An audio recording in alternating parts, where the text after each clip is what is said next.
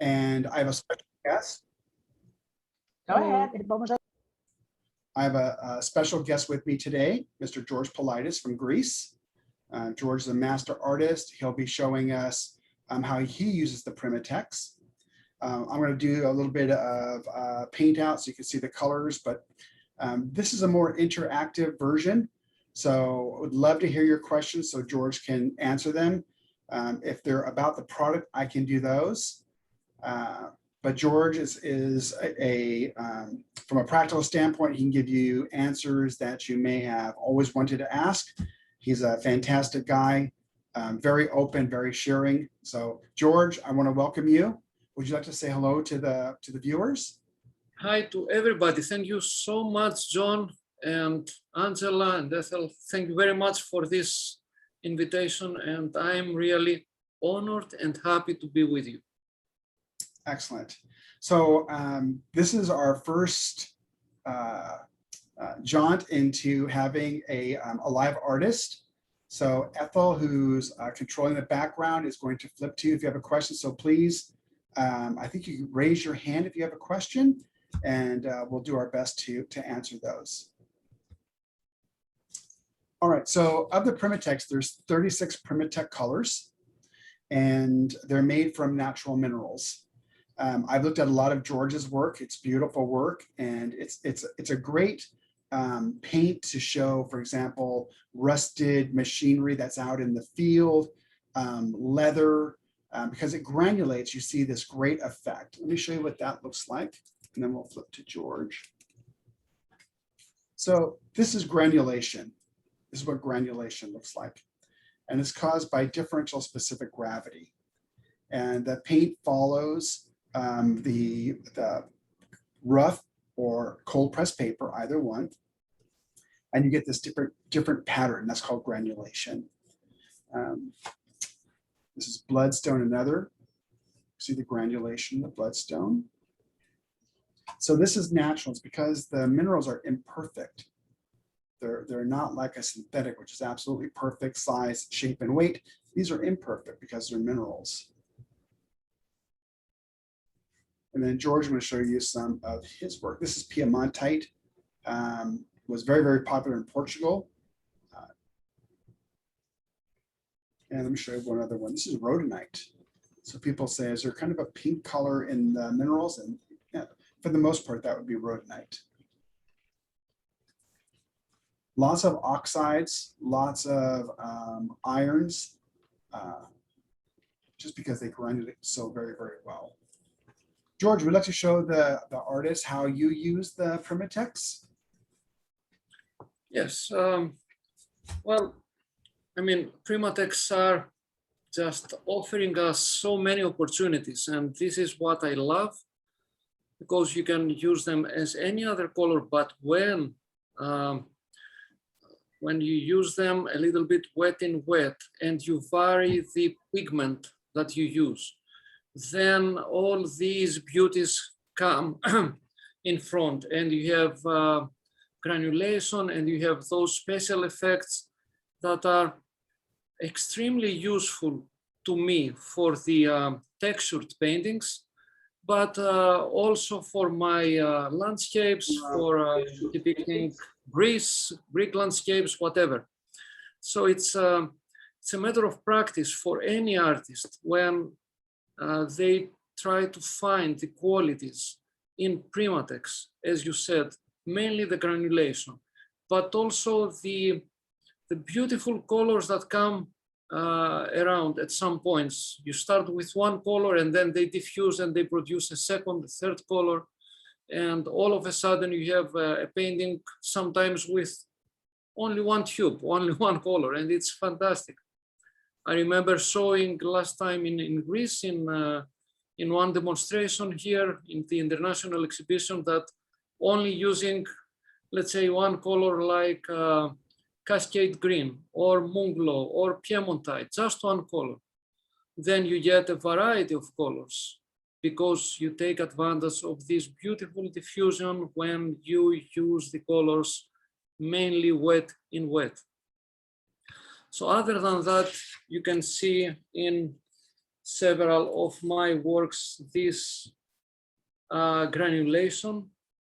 And of course, it's not only the granulation, it is the starting point, but it offers so many things to find, to understand, and to start from there and create more and more texture using several techniques.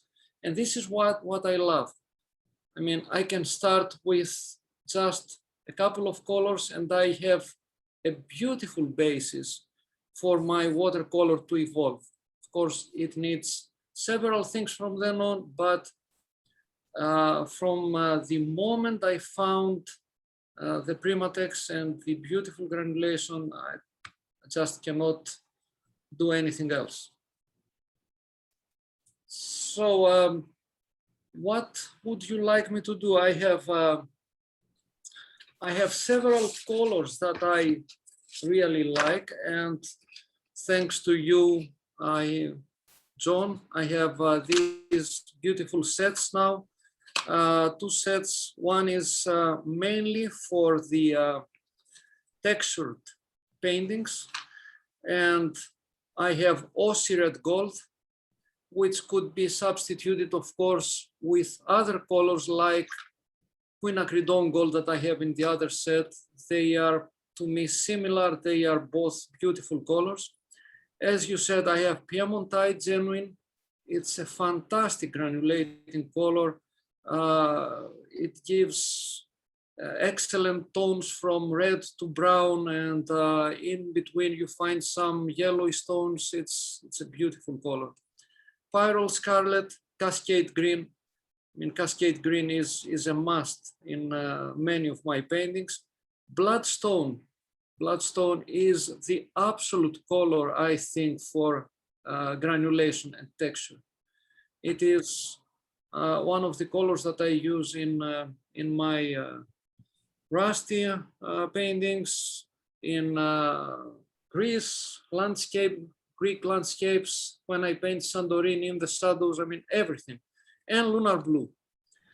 And the other set has quinacridone gold, cerulean blue, Indian throne blue, colors that I love to use in Greece, Mayan orange, and Moonglow. What a fantastic color. Moonglow is, again, a versatile color, a color that produces so many tones, and you can create a painting using only Moonglow or Cascade Green or Piemontite. What's your favorite color for rust, George? Well, I don't have one color. Hi, Jan. Oh, I don't have only one color. I love rust. One color, but let me tell you, I practically always start when I paint rust with quinacridone gold or Aussie red gold, and then I continue with several layers, because I always paint in layers, transparent layers, many layers. Yeah. And if I have to mix, I mix the colors on the paper and not in the palette. Great. So there are several colors, several beyond these 12 colors. A couple of colors that I really love to use are like Burnt Tiger's Eye Genuine and Tiger's Eye Genuine. Both excellent granulating colors and beautiful for rust. But so many others, Burnt Sienna, so many. George, there's Yes. a request from one of our friends, Jane, if you could hold up your artwork, maybe for just a few seconds. Yes. Yeah, Like that. front the camera. Okay, there you go. Let me just spotlight. There you go. If maybe, George, you could describe about what's this work about. All right, this is an old window, and it had some rusty metal, and of course the window at the back, and some rusty, how do you call them? I don't know. But anyway, I'm not sure if it was exactly like that, because I always try to change and invent things as I go. So if I could find the photo at some point, you would be able to see that I alter a lot of things and create my own universe, as I say. But other than that, it is mostly like this. I start with a first layer of quinacridone gold, and then I proceed with layers wet in wet, so that I have granulating effects. Wet in wet using burnt sienna here and burnt tiger's eye here. I think tiger's eye genuine here, Moonglow here, bloodstone here. It is done like a demonstration, so this is why this is stopped at this point, to show the beauties of granulation. And if we would like to see how I would work on something like this, first thing is I would add some water and then start applying first some quinacridone gold. The first layers are just like an underpainting, and to give the overall tone in the painting, probably some burnt sienna. So I'm starting with a light application of a couple of colors like that, varying, as you see, the intensity, varying the colors, and always mixing on the paper. Now, when this dries, I would take another color, let's say like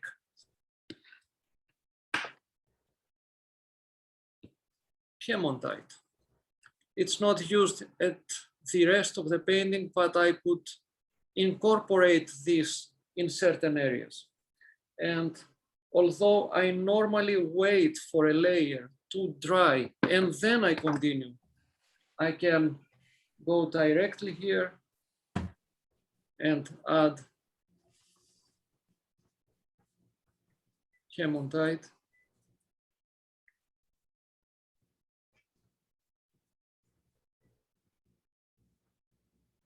George, you have a follower. They left a comment saying, George, so good to hear your voice. This is from Deb Coleman. Wait, later I will sing. Not really. Don't expect me to do that. And Greek song, George. and now some this beautiful color, burnt tiger's eye. I love this color.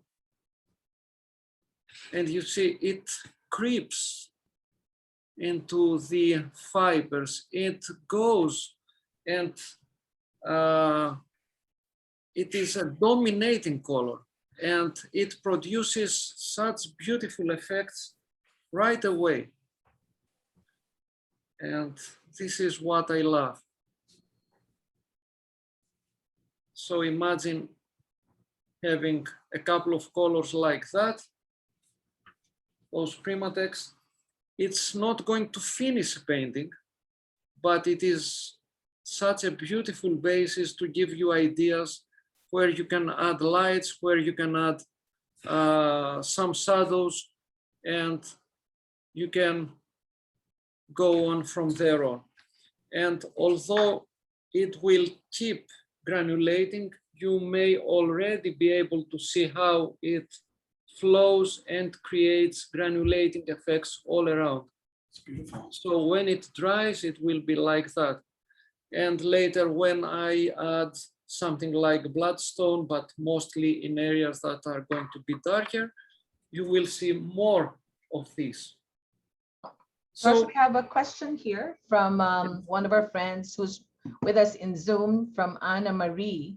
Anna Marie says, George, you talk about applying many layers, but many of the Primatek that you are mentioning for the granulations are not transparent. How do you balance the granulation opacity with the need for many layers? Well, the way that I apply the color is, as you see, it is transparent. So I can achieve many layers, and I would keep colors like bloodstone for the last layers. So I can have many layers when I apply water first, and you will be able to see the yellows. Now here, we have colors like burnt tigers, genuine, and so on, but it depends how you apply the color. So I think I have not lost a lot of transparency here, and you can see the yellows, and I probably should just give me 1 second. So Anna Marie, there's out of the 36 colors, 19 of them are transparent. And the major colors that George uses, the burnt tiger's eye, the bloodstone, the tiger's eye, and the blue apatite are all transparent. This is a painting that earned me an award in plein air salon just a few days ago. And you see that, of course, when I go in many, many layers, sometimes, of course, you go opaque, you go, it's not really opaque, because even here, you may be able to see the colors beneath. So this is transparency still. And to me, this is the beautiful thing about watercolor, that it can be as transparent as that, but it can be transparent and have dark tones as well. So there are several ways to maintain the transparency, and people who have followed me in workshops, they know that I always insist on having many layers, but transparent layers, so that everybody is able to see even within the darks, in the darks, details in the darks. And of course, it is another beautiful thing that you always strive to have contrast between light and shadow, transparent and less transparent areas, warm and cool colors. It is this that gives interest to a painting. George, Gabriel asked what's the thickness of our paper for this piece? Well, this is only 300 grams ours watercolor paper, but I work a lot with Fabriano 600 grams, which is 300 libras, I think.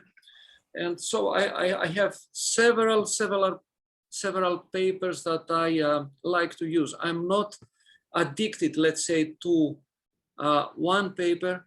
Lately, in the last couple of years, I have liked very, very much the watercolor paper, handmade watercolor paper produced in the Fabriano Museum of Paper. It's a fantastic, really textured paper, thick paper. I love it for my textural paintings, but I'm telling you, if it is a good paper, I can work with it even if it is the first time.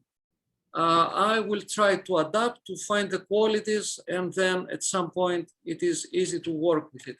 Let me just stop for a moment to show how much it granulates as the colors settle in and they dry. And this is a very, very fine way to start a painting. I would use several things from then on, like a toothbrush to spatter color. I would dry brush color and so on, in order to achieve something more convincing like metal and rust.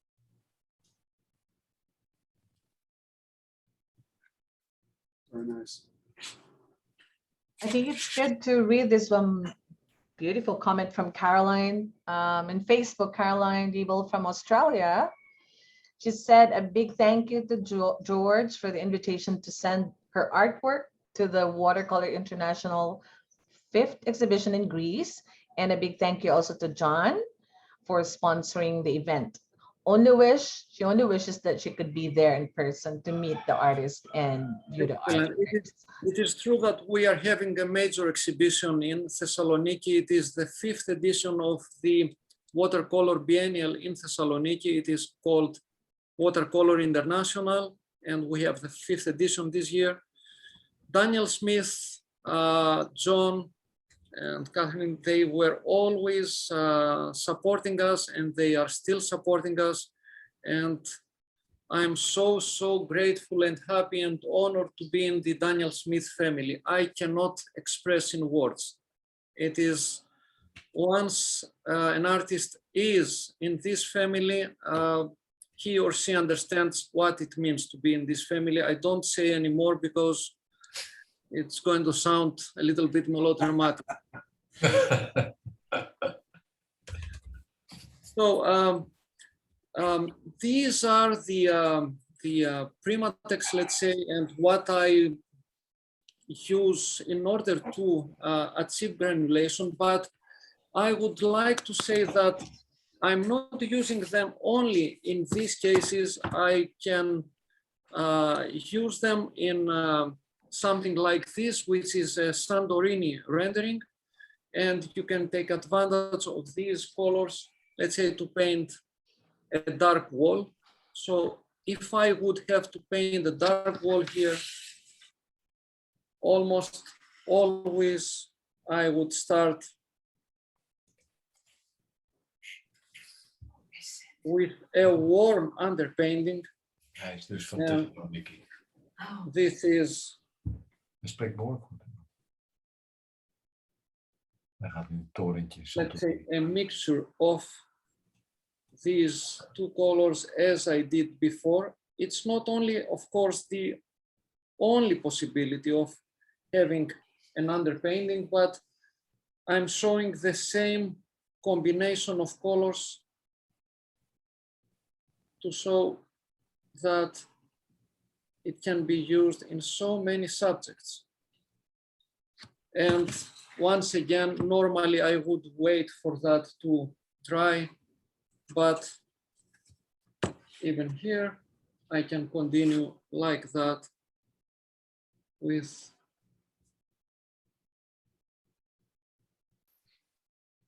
some burnt tiger's eye and some Piemontite. Angela. Ja. Dat zijn de Italiaantjes. Dat is John. Dat is de baas van...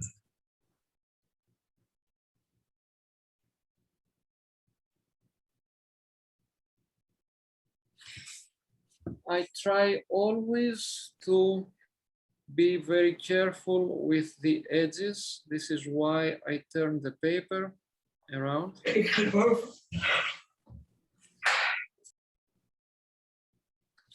And as you see, this is why I was telling several times to John that best way is to use the Primatek's wet in wet, because this is when they produce all those beautiful results.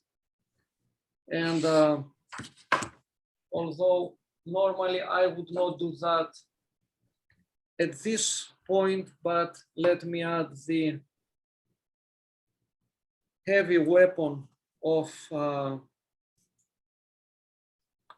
granulation, which is bloodstone. So I will add some bloodstone here. Of course, a very, very dominating color, but on the other hand, so useful too, because it provides contrast and texture right away.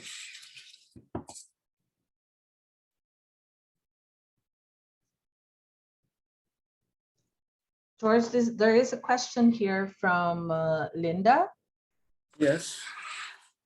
Linda is asking whether you air dry layers, you let the layers air dry, or do you use a hair dryer? I use a hair dryer, yes. When I want to speed up the process, I use a hair dryer. I know several people, several artists believe that the hair dryer kills the paper. Of course, I'm not baking the paper. I'm not using the hair dryer within centimeters from the paper. I'm using it at some distance. So yes, I use a hair dryer.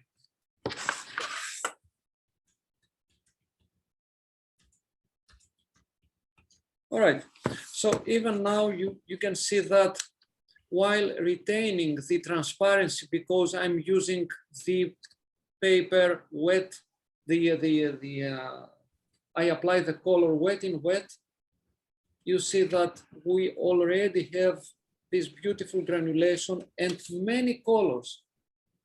I'm not sure if it is seen here, but many colors are produced because of the beautiful colors and because I mix the colors on the paper. And this is a must for me to mix the colors on the paper. So you see two different subjects, two similar applications of colors, but this is the same beautiful, in my eyes at least, result. So other than that, what else can I show? What you can help me if I have your questions. Yes, we have 15 friends with us, actually around 13 who are with us in Zoom. As far as South America, I think we have 4. We have the Samoa's color art team with Daniela. Yes, please, everyone, if you have questions. And of course, we have our beautiful color from Italy, Giovanni and Letty and Yanmin. Familiar faces here that we get to see online. Anna Marie, it's good to see your face. There's Agnes, Angelica, if you're comfortable showing have your camera on, that will be best. And our dear Stella also is in our midst. We have Julia and Mark. Yeah, if you have questions, please feel free. Anyone? Another thing, in order to facilitate probably questions, Angela pointed to me the possibility of showing something with one color only, and one color that I love to use for this cause is Cascade Green. George Yanmin asks, what is your favorite blue-green? Is it blue-green color, Yanmin? Blue-green. Well, I don't have only one color. It depends on the colors that I'm after in a painting. So if it's gonna be a dominant color for, let's say, Santorini, and we want the blue-green, I would probably take phthalo blue, green shade, which is a blue mainly, but with a greenish effect. But Cascade Green, definitely, it is a green that will give us several tones of green, blue, and yellow, as you will see here. It's, as I said, it's not only one color. It depends on what I'm after. Yanmin actually meant, what is that blue Greek color? The blue color in Greece is typical. I heard blue-green. Okay, I don't know. I would say that a clear Greek sky starts with cerulean blue, but when we have a warm day, then I would expect to have ultramarine blue as well in there, or phthalo red shade. These are colors that I use. I use a lot of indanthrone blue, but mostly when it comes not only to the sky, but when it comes to the blues, blue colors that you find in the islands, like the domes, like the houses, and so on. So there are so many beautiful blue colors. I have such a variety of blue colors that sometimes, you know, there is another thing. I don't think of myself as a painter who relies too much on the actual color. I think that I give more, let's say, interest. I find it more interesting to work with values. So I could paint a Greek landscape in Santorini, which is known for the whites and blues, with red colors. I don't care about that too much. And I believe that what makes a good painting is, apart from things like color and texture, it is the values. So I prefer to work mostly with values, and I'm not the expert in colors like some other artists who know even the last ingredient in the tube. I don't even know what colors are inside the color that I suggested, Cascade Green. If I want to know, I will ask John, or I will go to the website of Daniel Smith and read about the details. What I do is I practice a lot. And when I find a color that I like, I use it. When I find a combination that I like, I use it. So I have several combinations for my lights, for my darks, for my textures that I like. And when I like it, it is enough. I don't have to be a scientist in color. Thank God we have John for that. Okay, perhaps Thank we you. could entertain just 2 more questions, then George can proceed with a demonstration here. We have a question from Rafael, our friend Rafael. George, did you ever use Monte Aminata Natural Sienna in combination with Primatex in order to have more delicate yellow than Kin Gold? No, I have not used it. I have not used it at all. I have heard it is a beautiful color, but up till now, I have not used it. There you go, Rafael. He's with us. He's in our... Rafael is an expert in colors, from what I understand, and his knowledge is fantastic. He knows so much. I cannot compare with him. And then a question from Karen. She's from Kayaman. This is North South Wales. Oh, it's from Australia. When you paint wet in wet, do you wet the area first? And how do you avoid blooms in this technique? And what? How to avoid blooms, the mushroom effect blooms in this technique? Well, I'm not sure how I can answer that. I can show what I'm doing. I can add some water.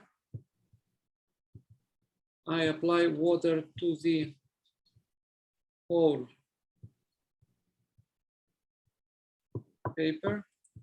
I'm trying to see that it is wet all around.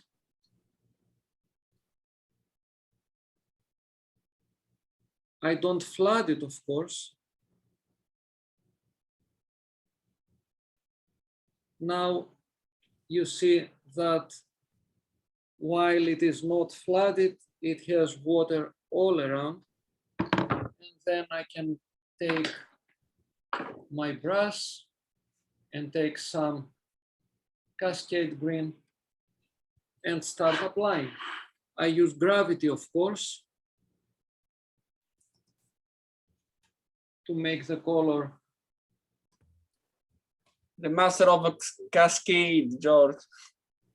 Ah, hi, Giovanni. How are you? I'm fine, I'm fine.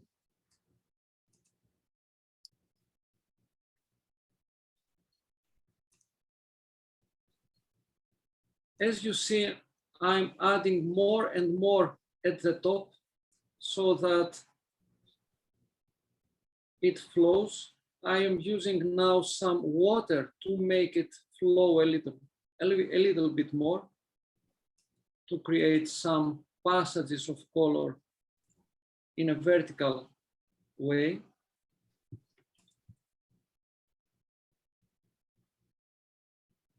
So you can see already what I said, green colors, blue colors, yellowish colors, and all of that in just one color. And what a lovely effect. And then when it dries a little bit, and you see, of course, that there is no chance of having blooms like that, the color and the water moves to the bottom of the paper. So I'm using a thirsty brush, which means I'm taking the water away from the brush, and then I collect the excess water from this area. So you don't have any problem. You see, gravity, the water has to go to this direction, and then whatever seems to be like excess water, I collect it. So then when this dries, I can continue with an application of the next level, which could be a house and a couple of trees and something very, very abstract and simple. Even like that, even when it is like that, I can just wait a couple of minutes in order to dry a little bit more, not bone dry, not dry thoroughly, and I can take more pigment, which means practically only pigment, almost no water, and I can work even on these areas that are still wet.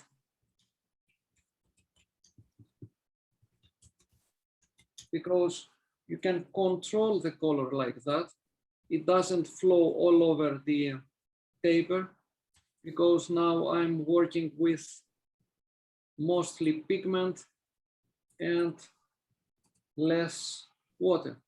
When we go to areas that are more fluffy, like trees here, I don't care too much, so I can use more water.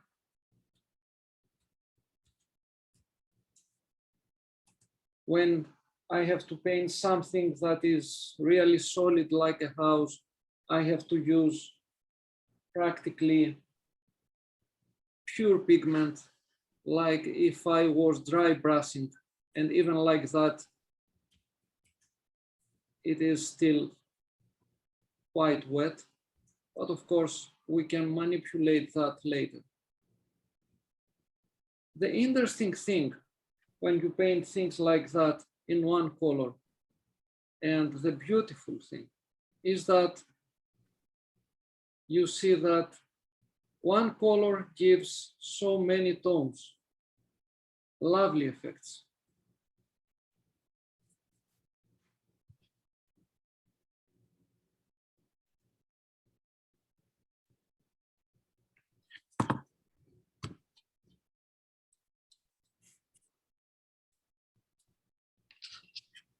And Cascade Green has another beautiful quality, that it lifts so well. And if I decide, let's say that, well, it is still very wet, but it's only a demonstration. I'm not going to paint the painting here. If I decide that it is a night scene and I want to have the moon here, I will try to lift color and create the moon up here. Such a beautiful color.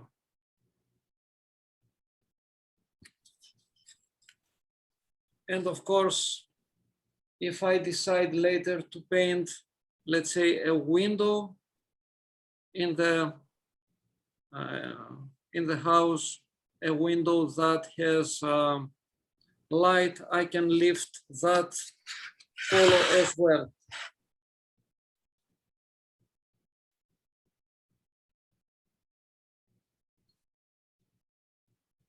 Edges, so important in a painting. What is inside is not so important.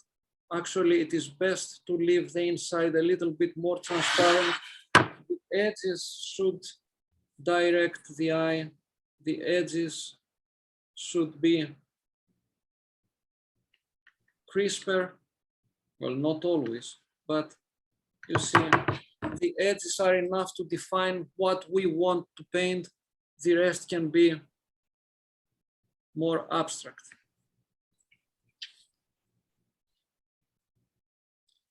All right, that was just a very, very simple demonstration of what this color can do.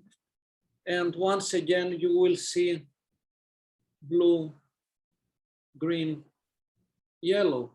Well, I'm not sure if you can see the yellow, but it is there.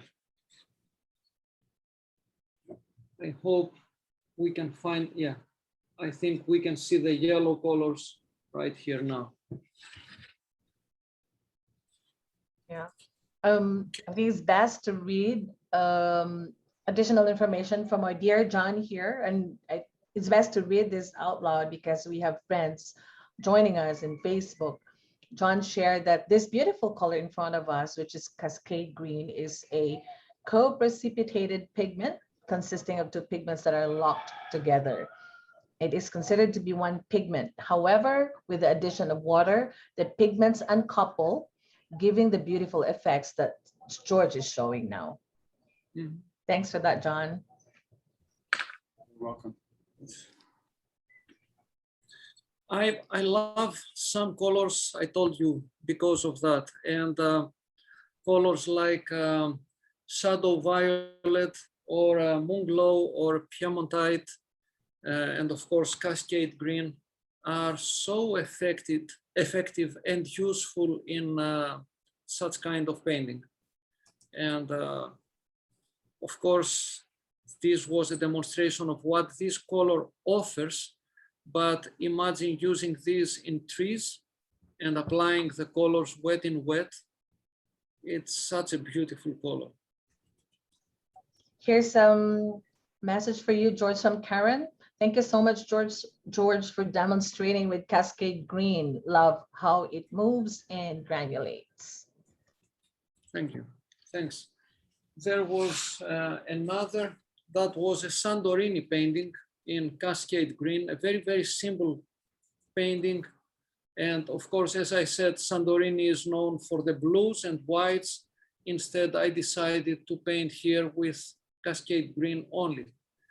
And I did that not because I don't like the blues and whites of Santorini. I did that to show that we can paint whatever we want in whatever color we want. We just need to know and understand the qualities of each color and then take advantage of these qualities. From then on, it is a matter of values, because a person who lives in Greece will understand right away that we are speaking about a Santorini landscape here. No matter if it is, well, it might look a little bit not, well, nocturne, like, you know, late at night or something like that under moonlight. But anyway, it is still Santorini. First, there's a request here, a wish. Patty Mabry says, I wish you could use Moonglow.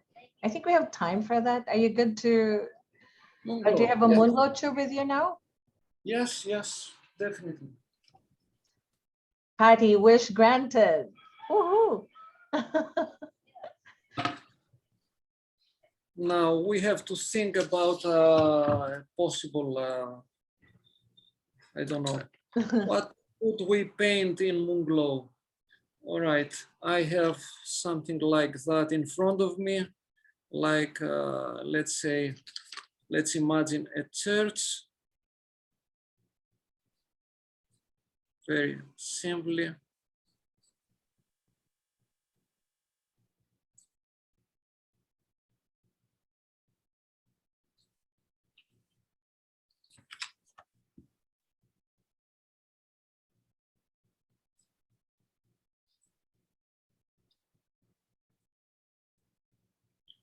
Now,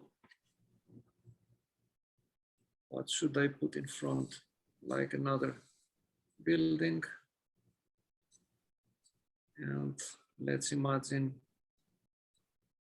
something like that. And some trees. Okay.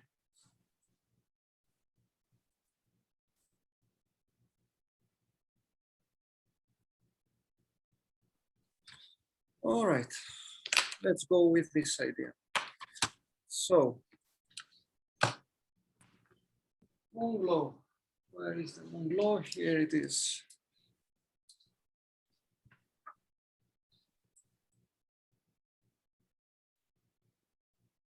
This is extremely useful as a color in these paintings.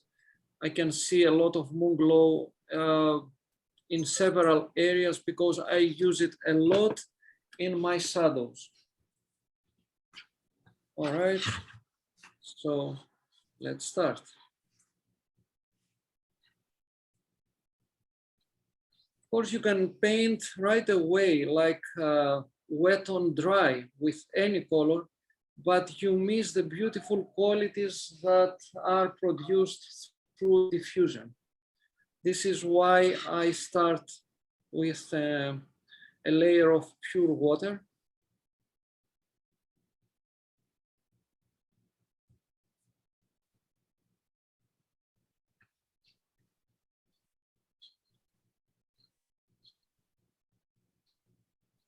As you see, I'm trying to help the color flow downwards.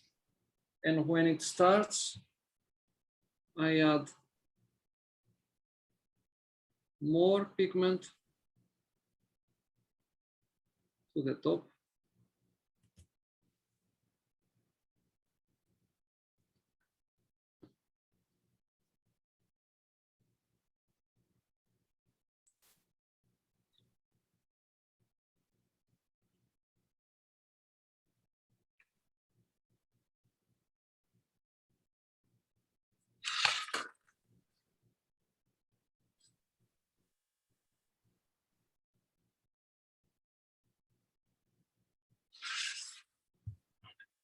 Now, the question before was, what happens with these? Can they produce flowering blooms or whatever? No, because I will make sure that they don't. Sometimes I would like to see that because they may produce something like the effect of a tree. But if I don't want, then we said, create a thirsty brush. The water flows downwards, so I'm sure that I can collect it down here, and it is done. So now you see what kind of colors these produce. It is a purple color, but it diffuses to give some blue, greenish colors here, and this beautiful pink, pinkish, reddish color here. So again, you can see 2 or 3 colors, or 3 or 4 colors inside this area. All right, let's give the effect of the tree. Now I have to be more careful because I cannot touch this area which is still wet. That would be a problem. So I'm turning the paper the other side.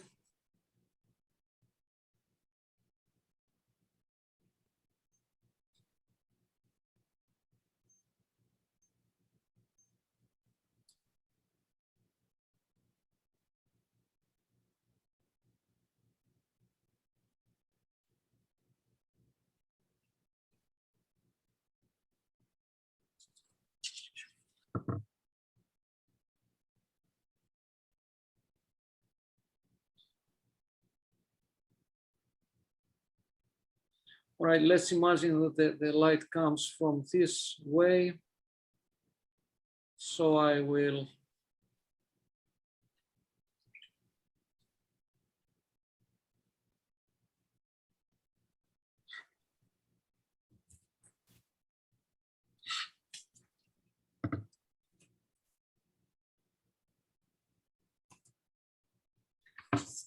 have a couple of shadows in these parts of the dome.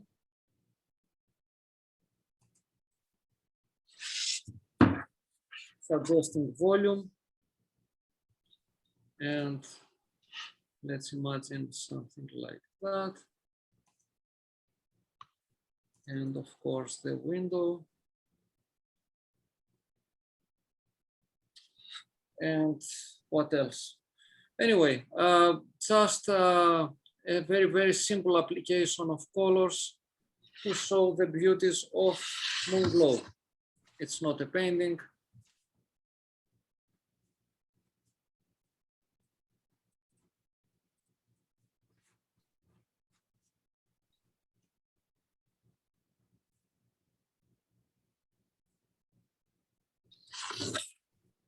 As the color we said comes this way, we expect darker colors in this area.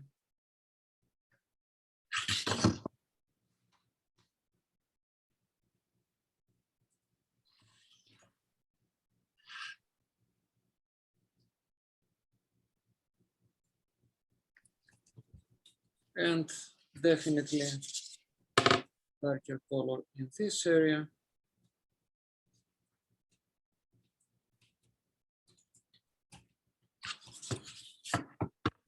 And I don't know, we are in Greece, so we expect to have something like a cross here. And I don't know.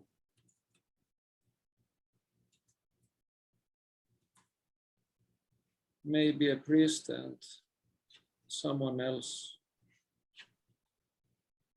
Or you can imagine whatever you want.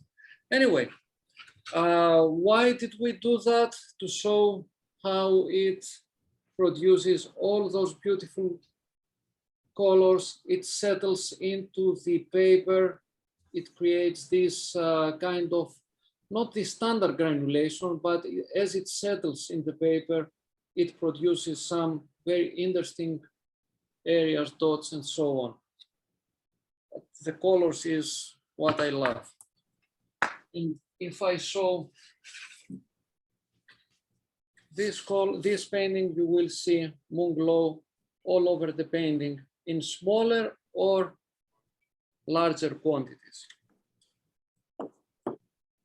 I love this color.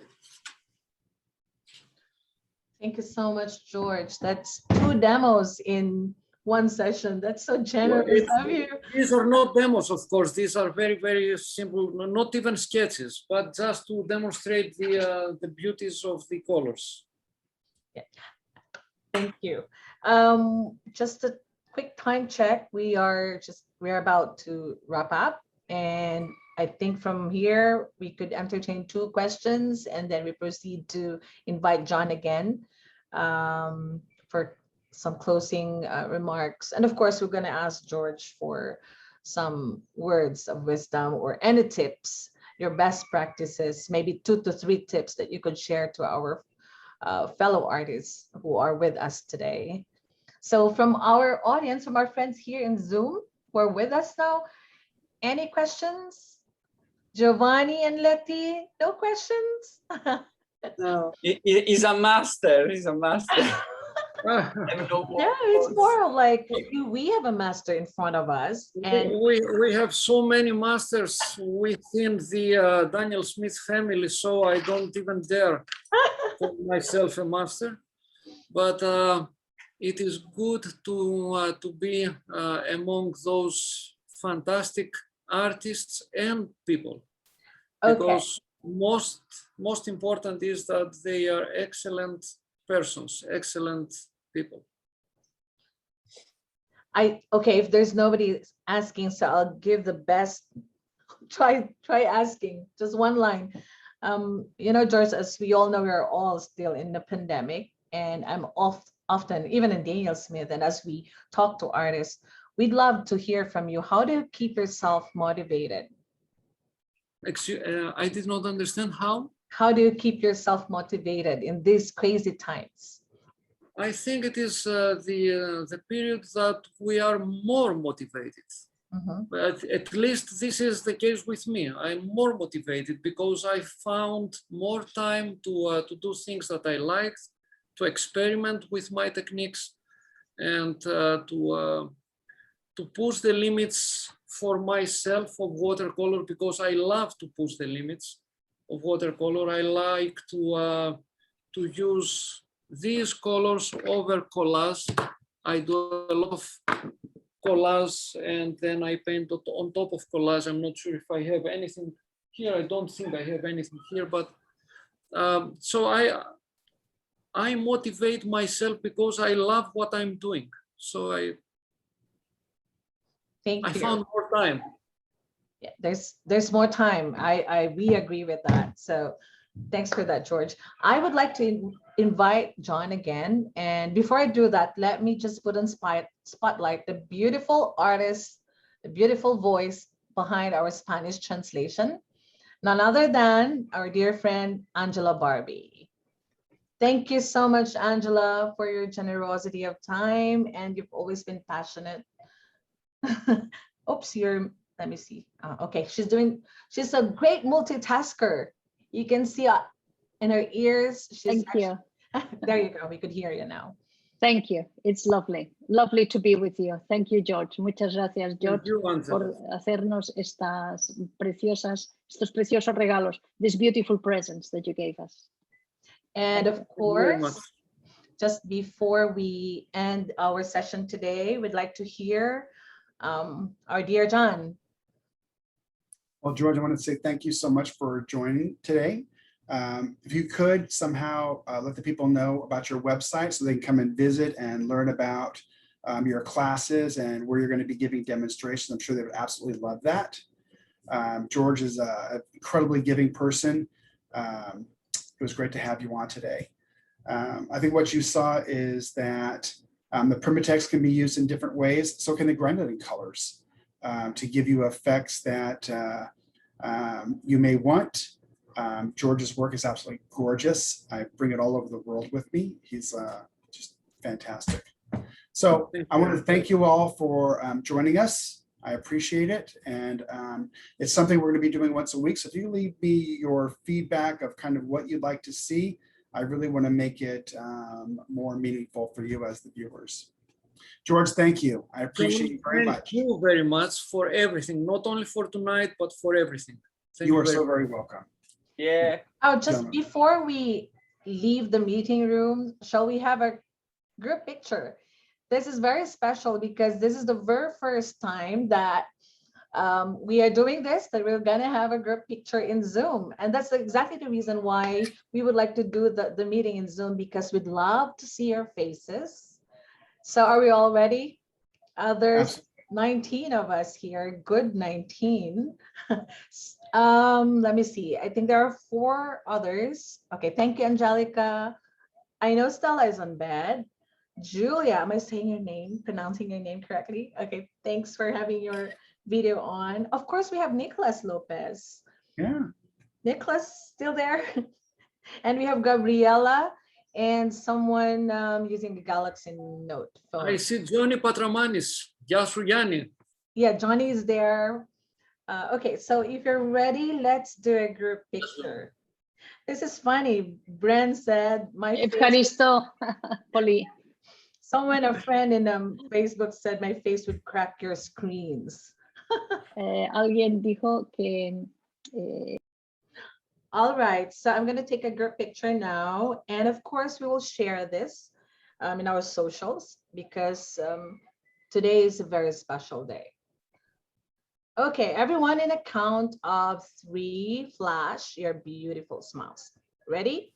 Okay, Giovanni, you want to do the heart? Let's combine beautiful smile and the heart. We could see Giovanni and Letty. Okay, I think you're used to this. John, join us. George. Okay, there you go. Yanin. Who else? John, perfect, John. John's, I think you had to back a bit, John, so that we could see your heart, the heart shape. How do you do that? I prefer that. Okay. Simple. All right, everybody, count of 3. 1, 2, 3. One more. 1, 2, 3. There you go. Awesome. Good. Once again, yes, this is Ethel. I'm part of the team supporting John and the Daniel Smith family. It's always a joy seeing artists online, much more to see everyone's faces here. And we hope to see you again next week. And of course, please feel free to join us tomorrow. Tomorrow is Friday at 10:30 a.m. All right, everyone. Bye. Thank Bye. you. Bye. Bye. Thank you. Thank you, Angela. Thank you, Ethel.